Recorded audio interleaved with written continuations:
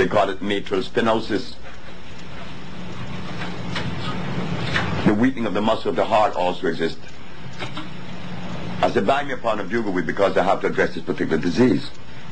When Addison came back with the bugle weed, I opened the bag. I said, where is the bugle weed? He says, in the bag. I said, no, that is not bugle weed. What is it? I said, that's blue vervain. How do you know? Because I tasted it and it's sweet and I could look at it. That's why I could tell. I didn't learn herbs reading a book. That's what the herbalist does in New York and the United States.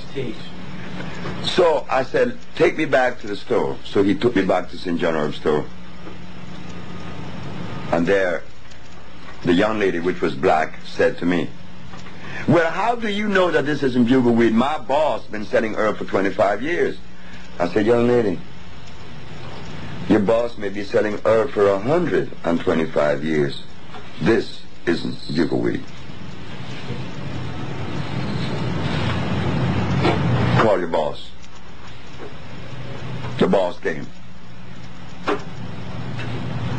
What's the problem? I said, I don't think there's a problem. There's never been a problem with me. I just don't have those things. But you sold me something that was supposed to be one thing is another. How do you know? Because I know. This is not bugle weed. Bugle weed is bitter. Bitter as gall, and this is sweet. And bugle weed has, in intervals of an inch, has a little ball on the plant. A little ball. Every inch it has a little ball. This has no ball. I said, would you please go and see if the bag that was sent to you that said blue vervain could possibly be the bugle weed? And she goes inside, and guess what happened? The bags were mislabeled. And she apologized. But if I had not known about the herbs and learned about them in the proper way, she would have snowed me. I could give anybody in New York any herb and say it is this or that. They don't know. Because the very herbalists, when I came to New York just 15 years ago, one day telling their recipients to drink carrot juice, didn't they tell the recipient to take golden seal? Well, when you do such a thing, you are showing and telling the world that you don't know what you're doing. And this is what happened to me when I went on WLIB. And I told the audience at WLIB that carrots were artificial. They all denied me. 1 year later, when Nova came up with the program, that not only was it artificial, they showed that it was made by crossing the Queen Anne lace and the wild yam. You do not mix herbs unless they belong to the same valence. What do I mean by that? I mean this. In the kingdom of life, a yarrow plant, which is known as the Queen Anne lace, could only and will only pollinate another Queen Anne lace. Why? Because the pollen carries the same amount of valence as the other. And through that process we know as chemical affinity, they join. Now, there is another mixture that we are totally unaware of beside the natural one, which is chemical affinity. The other one is a mechanical mixture. What is a mechanical mixture? A mechanical mixture is when you cut a sliver in a plant, like the Queen Anne lace, and you cut a sliver in another plant, and you take out the heart of the stem, and you put it inside the Queen Anne lace, and you tape it. That is hybridization.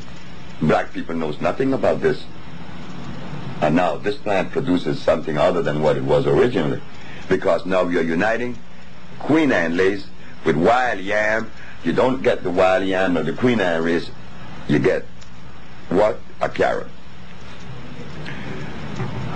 They went further to show that it was made in Holland. And little before that article came out, I had returned to the drawing board to find this carrot. I knew it was artificial. Why? Because it doesn't produce seed to reproduce itself. Carrot just does not produce a seed that reproduces itself. So I knew it was artificial. And beside that, it contains starch. When I go back to do my research, guess what I found? That the German made the lamb, the German made the barley. I said, oh no. This is why the Arabs are so indebted to Germany. Because the German make the Arab food.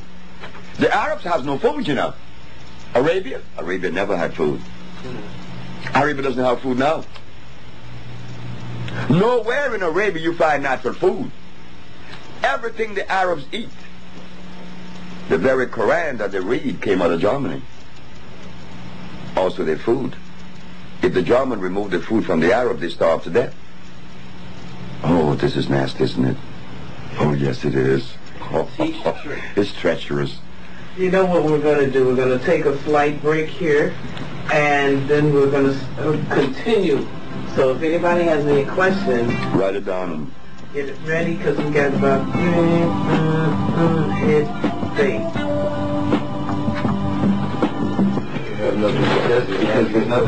What? Go what? They never had anything natural in Arabia. He continues on. And what was that last point that you were making? Or does anybody know? Or is there a question? Oh, about the Arabs. Arabia has no food. You see, many of us blacks hold the Arabs supreme. Not in my book. Because how could someone eat artificial food all their life and be smart when the very food that you eat influences the brain to allow you to think?